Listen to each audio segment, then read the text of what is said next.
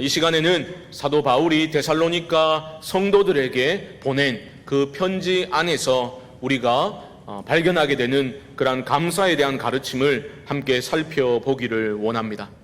사도 바울은 위대한 사도였습니다.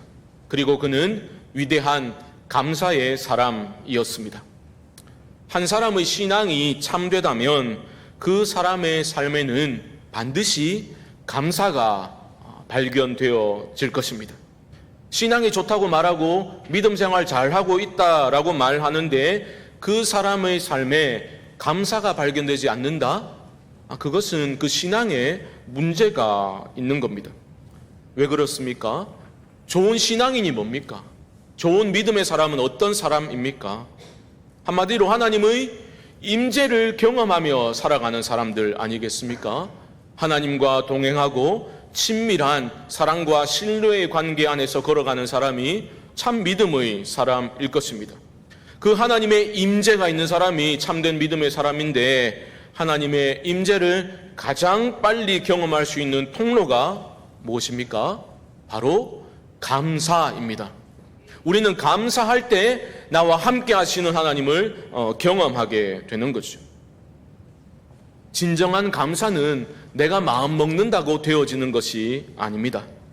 감사라는 그 꽃이 활짝 피려면 그 겸손에, 그 내면의 겸손에 우리가 뿌리를 내리고 있어야만 합니다. 그렇다고 겸손은 또 그냥 되어집니까? 하나님 제대로 만나야 우리는 참으로 겸손해질 수 있는 거죠. 피조물이 창조주 하나님을 제대로 만날 때 우리는 하나님을 향한 경외감에 사로잡히게 되고 그 경외감이 우리를 참된 겸손의 자리로 끌고 들어가는 것입니다. 인간됨의 본질은 엎드림에 있다라는 말은 바로 그러한 의미라고 생각해 볼 수 있겠습니다. 사도 바울은 고개를 빳빳이 쳐들고 살아가던 사람이었지요. 예수쟁이들을 잡아 죽이던 그런 사람, 자기 열심이 넘쳐났던 사람이었습니다. 하지만 바울이 다메섹 도상에서 부활의 그리스도를 만나게 되지요. 주님을 만나고서 바울은 완전히 바뀌어졌습니다. 자신의 의가 아니라 그리스도의 의를 자랑하고 그것을 전파하며 살아가는 자로 완전히 변화된 것입니다. 핍박하던 사람이 핍박을 받는 사람으로 완전 인생 역전되어 버렸지만 바울의 심령은 기쁨과 감사로 충만히 채워지게 되었습니다. 세상적으로 보면 바울은 예수님 만나고 다 잃은 거예요. 하지만 영적으로 보면 그는 다 가진 사람이 되어 버렸던 겁니다. 세상의 그 어떤 부요함으로도 채울 수 없었던 인생의 그 공허함이 주님을 제대로 만나고 나니 채움을 받게 된 거죠. 보배이신 예수 그리스도로 바울은 충만하여졌습니다. 그의 내면은 주님으로 인한 감사로 가득 차게 되었습니다. 그거 아십니까 여러분? 신약 성경에 기록되어 있는 감사의 표현들 중에서 70% 정도가 바울 서신 안에서 발견되어집니다. 바울은 그런 감사의 사람이었던 거죠. 그런데 바울의 감사는 상황을 초월한 감사였음을 우리는 잊지 말아야 합니다. 조건이 충족되어져서 바울은 감사하고 있는 것이 아니라는 거죠. 오히려 그 어떤 어려운 상황에 처한다 하더라도 바울은 그 상황을 초월하여 하나님께 감사하는 모습을 보여주고 있는 겁니다. 왜요? 믿음이 있었기 때문이죠. 이론적인 믿음 아니라 부활의 주님을 그는 제대로 만났고 주의 음성을 들었고 하나님의 사랑과 은혜가 무엇인지를 체험으로 깨닫게 된 겁니다. 그렇게 되니까 이 우주의 기초도 놓이기 전에 하나님이 나를 선택하셨구나, 나를 사랑하셨구나, 나를 구원하셨구나, 그 은혜를 깨닫고 나니 바울은 나는 참으로 더 이상 잃을 것이 없는 인생이 아닌가 확신에 이르게 된 겁니다. 그냥 자포자기해서 아이고 나는 안 돼, 이런 태도가 아니라 인생의 가장 소중하고 중요한 것을 소유하였기 때문에 와, 이제 나는 더 이상 잃을 것이 없는 인생 1호구나 확신하게 되었던 겁니다. 우리에게는 이런 확신이 있습니까? 오늘 밤 죽더라도 우리가 하나님 앞에 서게 될 것을 확신하면서 감사함으로 받아들일 수 있겠습니까? 사랑하는 성도 여러분, 오늘은 맥주 감사주일이니까 형식적으로라도 감사하고 억지로 감사를 생각해보는 그런 시간이 아니라 이 시간 우리 모두가 참된 믿음의 반응을 통해서 하나님을 향한 참된 감사가 회복될 수 있기를 주님의 이름으로 축복합니다. 바울을 통해서 우리는 몇 가지를, 감사에 대한 몇 가지 교훈을 한번 얻고자 합니다. 첫 번째로, 너무 당연한 말이지만 바울은 하나님께 감사하고 있습니다. 바울은 부활의 그리스도를 만난 후에 완전히 달라진, 180도 달라진 삶을 살게 되었죠. 그의 서신서들을 우리가 읽어나가다 보면 발견하게 됩니다. 바울은 무슨 일이 있을 때마다 즉각적으로 그 자리에서 하나님께 감사를 표현하는데 주저하지 않습니다. 계속해서 하나님께 감사를 표현하는 바울을 발견하게 됩니다. 저도 그런 성도님들을 만나 대화하다 보면 참 마음이 따뜻해지는 것을 경험하게 됩니다. 얘기를 나누다 보면 그 중간에라도 도중에라도 혼잣말로 감사합니다, 이렇게 하시는 분들이 계셔요. 정말 어려운 상황이었는데 어려운 중에도 감사합니다, 이런 분들이 있어요. 또 좋은 일이 있을 때 또 정말 진심으로 하나님 감사합니다, 이렇게 버릇처럼 감사를 표현하는 분들이 계셔요. 그런 분과 대화하다 보면 제 마음도 따뜻해지고 저도 나도 더 감사하며 살아야 되겠다, 그러한 다짐을 하게 되는 것을 봅니다. 제가 젊었을 때는 그러지 못했던 것 같아요. 야, 그건 너무 형식적인 것 아닌가, 약간 알레르기 반응을 보였던 때가 있었습니다. 생각해 보니까 감동도 준비된 사람이 받는 것이라는 것을 느끼게 됩니다. 나이를 조금씩 먹어갈수록, 기도를 조금씩 쌓아갈수록, 하나님 앞에 좀 더 머물수록 정말 깨닫게 됩니다. 신앙의 습관이라는 것이 참으로 중요하구나. 좋은 신앙인은 좋은 신앙의 습관을 가진 사람입니다. 여러분, 감사는 발견하는 겁니다. 감사는 훈련하는 겁니다. 감사는 표현하는 거예요. 우리 모두가 작은 일에서부터 하나님께 감사를 표현할 수 있기를 바랍니다. 그때 하나님은 우리에게 더 큰 감사의 제목을 허락해 주실 줄 믿습니다. 사실 내가 원하는 무엇을 하나님이 주셔서 감사하는 것은 아닙니다. 나의 존재 자체가 감사인 거예요.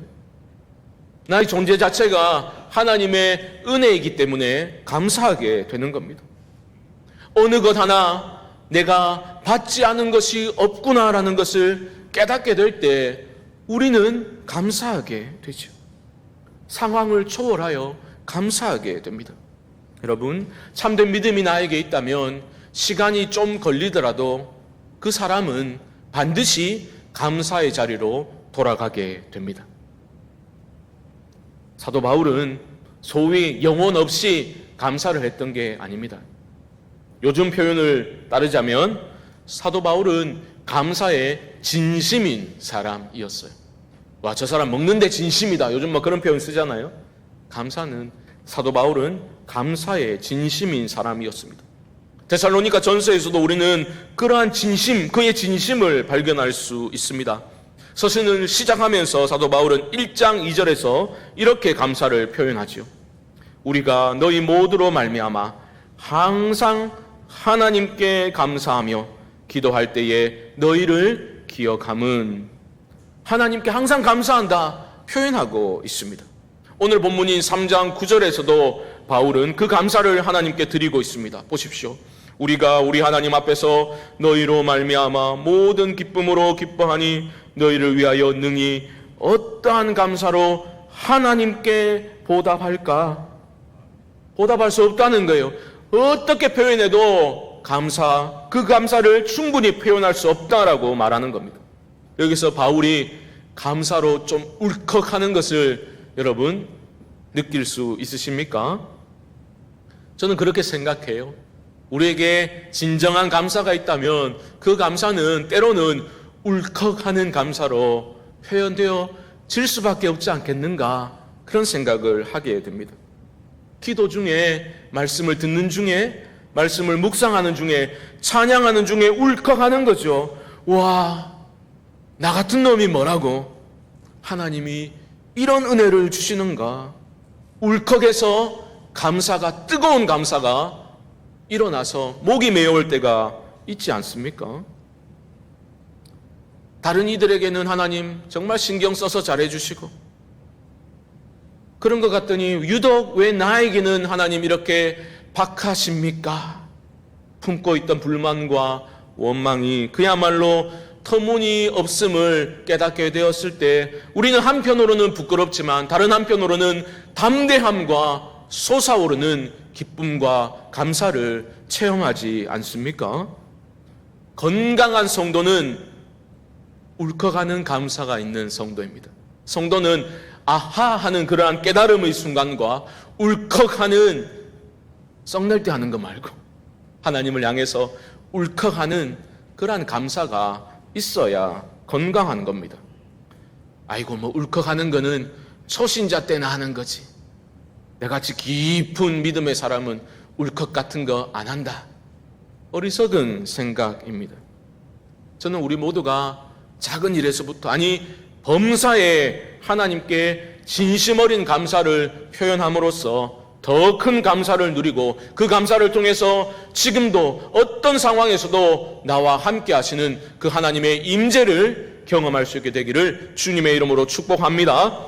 두 번째로, 하나님을 향한 바울의 감사는 성도들로 인한 것이었음을 여러분 기억하셔야 합니다. 하나님을 향한 바울의 수직적인 감사는 성도들 간의 수평적인 감사와 연결되어져 있음을 보아야 합니다. 바울이 했던 감사는 그냥 하늘에 붕 떠가지고 어떤 신비 체험을 통해서 감사하고 기뻐하는 것이 아닙니다. 이 땅의 성도들 때문에 사도 바울은 감사하고 있는 거죠. 좀 전에 읽은 1장 2절 말씀 다시 한번 보십시오. 제가 읽습니다. 우리가 너희 모두로 말미암아 항상 하나님께 감사하며 기도할 때에 너희를 기억함은, 항상 하나님께 감사하는데 뭐 때문에요? 너희 때문에 감사한다. 바울은 말하고 있습니다. 오늘 본문인 3장 9절도 마찬가지입니다. 이렇게 말하죠. 너희로 말미암아 모든 기쁨으로 기뻐하니 너희를 위하여 능히 어떠한 감사로 하나님께 보답할까. 바울은 성도들 때문에 기뻐하고 감격하고 감사하고 있는 거죠. 목회자의 진정한 기쁨과 감사는 성도들로 인한 것임을 우리는 보게 됩니다. 아이고 목사님 오늘따라 왜 이렇게 앵기려고 드시나, 부담된다. 목사님은 목사님의 삶을 사소서, 우리는 우리의 삶을 각자 살겠습니다.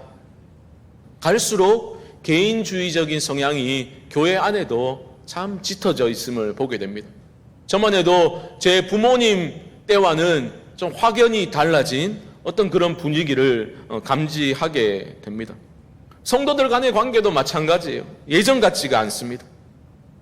저는 지금 어느 집에 숟가락 몇 개까지 있는지 다 알아야 된다, 그런 말씀을 드리고자 함은 아닙니다. 하지만 한번 생각해 봐야 되겠죠. 사도 바울이 성도들 때문에 이렇게 기뻐하고 감사했다는 사실은 목회자와 성도들 간의 관계, 그 관계의 중심에 무엇이 있어야 하는지를 우리에게 가르쳐 주고 있는 것 아니겠습니까? 그리고 교회는 공동체인데 목회자가 성도들 때문에 이렇게 감사하고 있다면 그 공동체는 무엇을 위한 공동체여야 하는지를 우리는 심각하게 생각해 보아야 되지 않겠습니까?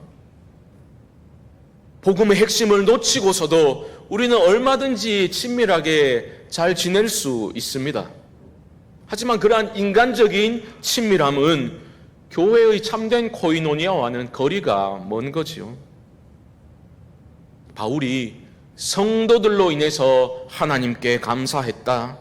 달리 말하면 하나님이 목회자와 그 성도들 간의 그 관계의 중심에 계셨다라는 것을 말하고 있는 거죠. 교회가 하나님이 하라시는 일에 집중하는 믿음이 중심이 되어 있어야 한다라고 사도 바울은 우리에게 알려주고 있는 겁니다. 그것이 있기 때문에 성도들로 인해 감사하고 있는 거죠. 공통적인 믿음, 예수 그리스도라는 그 공통 분노 위에 다 같이 서 있는 것이고, 그 믿음은 우리 삶 속에서 구체적인 열매로 드러나게 되는 거죠. 그 모습을 보고 바울은 기뻐하고 감사하고 있는 겁니다. 물론 감사와 관련해서 하나님께만 감사하면 그만이다라는 태도는 위험한 태도이겠지요. 수평적인 차원에서도 우리 안에서도 서로에게 감사할 일이 있으면 표현을 하는 것이 마땅합니다.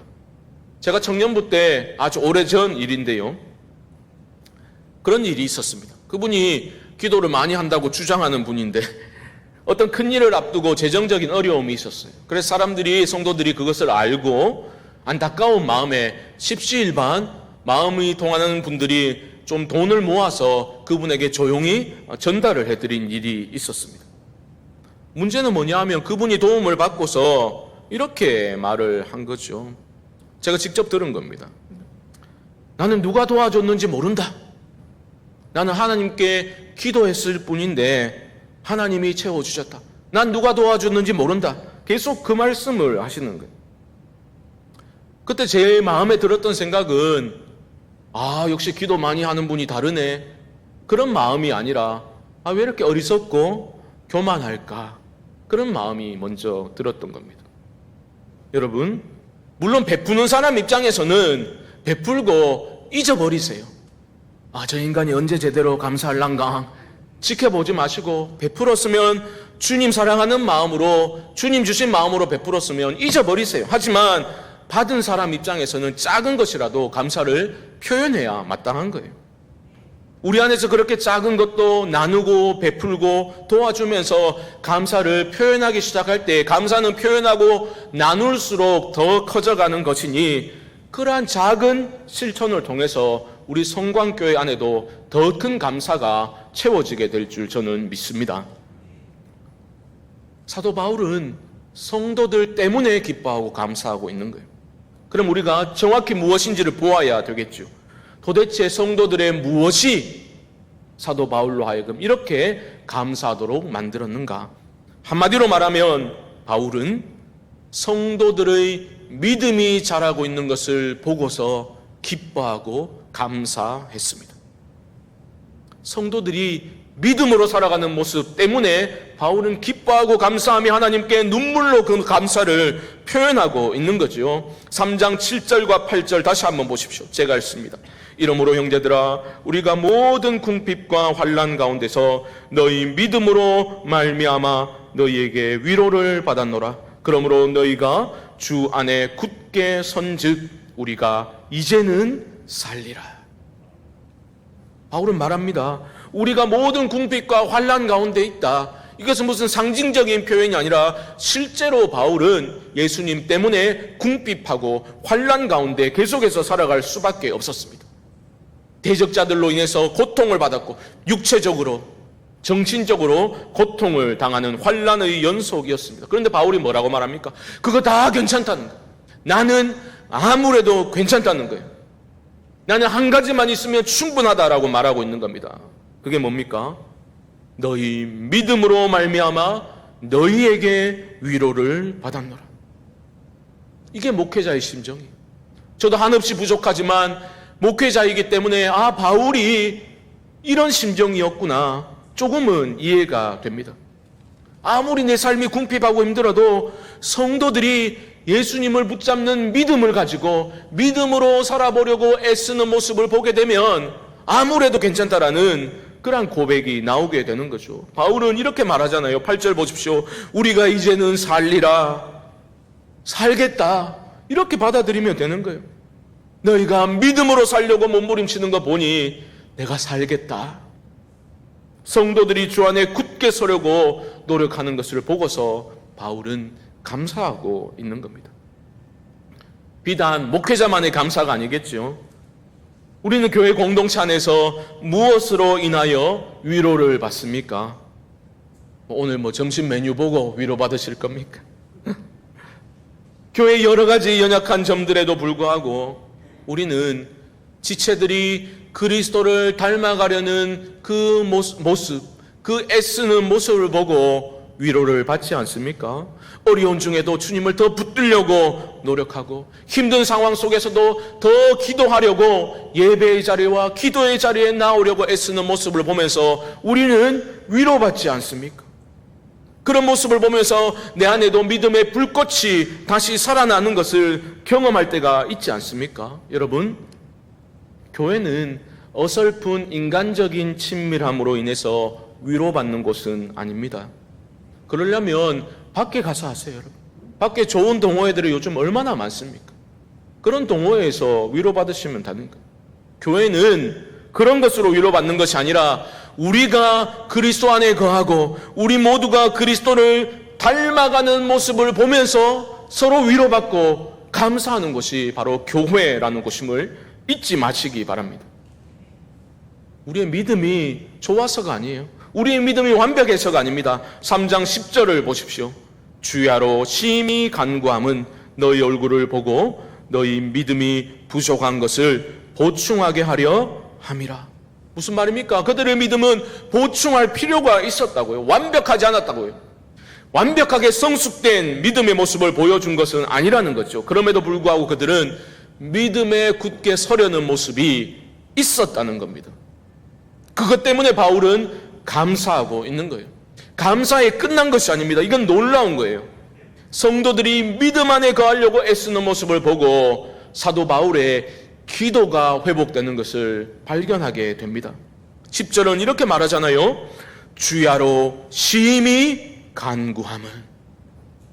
바울은 물론 그전에도 기도했겠죠. 하지만 성도들이 믿음의 싸움을 싸우고 예수님을 어려울 때 더 붙들고 의지하려는 모습을 보고서 그의 기도가 더 불타오르게 되는 거죠. 여러분, 목회자에게 있어 기도가 막힌다라는 것은 치명적인 문제입니다. 기도가 차갑게 식어버린 목회자가 감사로 충만한 삶을 산다?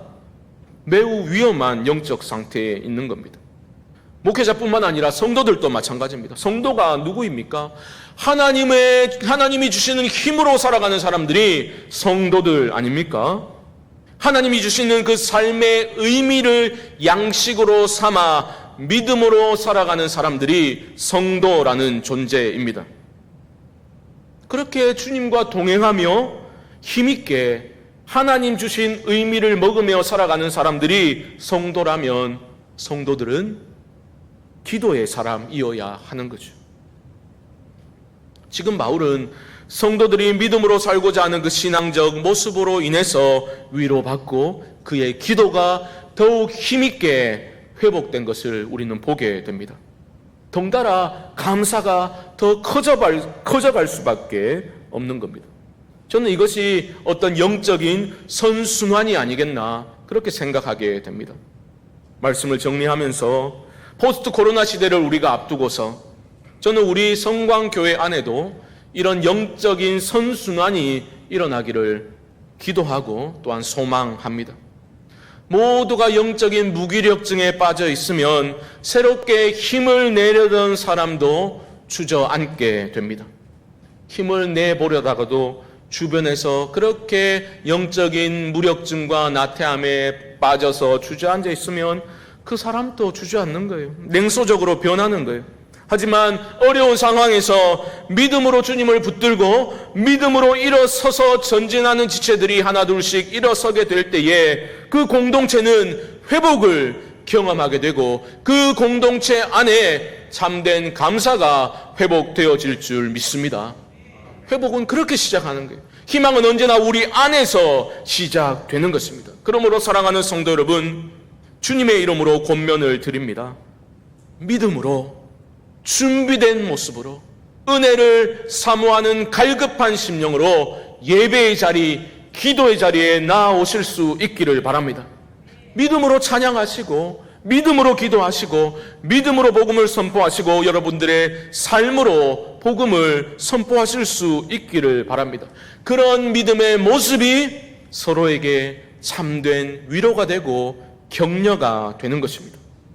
그런 믿음의 몸부림이 서로를 격려하고 우리로 하여금 하나님 우리와 함께 하시는구나, 하나님의 임재를 확신하고 경험하게 이끌어 줄 것입니다.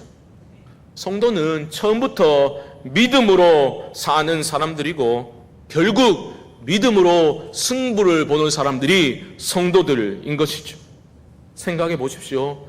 믿음 없이 무슨 감사가 일어날 수 있겠습니까? 믿음의 삶과 상관없는 그런 감사들은, 그런 조건적인 감사들은 그냥 한번 훅 불어버리면 허무하게 사라져버릴 그러한 감사들일 뿐이죠. 하지만 하나님이 우리 감사의 제목의 중심에 계시고 하나님을 신뢰하는 그 믿음에 기초한 감사가 우리 공동체 안에 일어나게 될 때에 그런 감사는 세상이 감당하지 못할 놀라운 능력으로 우리 공동체를 새롭게 하고 사로잡게 될 줄 저는 믿습니다. 이런 참된 믿음의 감사가 우리 안에 개인적으로 공동체적으로 회복되는 그러한 은혜가 임할 수 있게 되기를 주님의 이름으로 간절히 축원드립니다.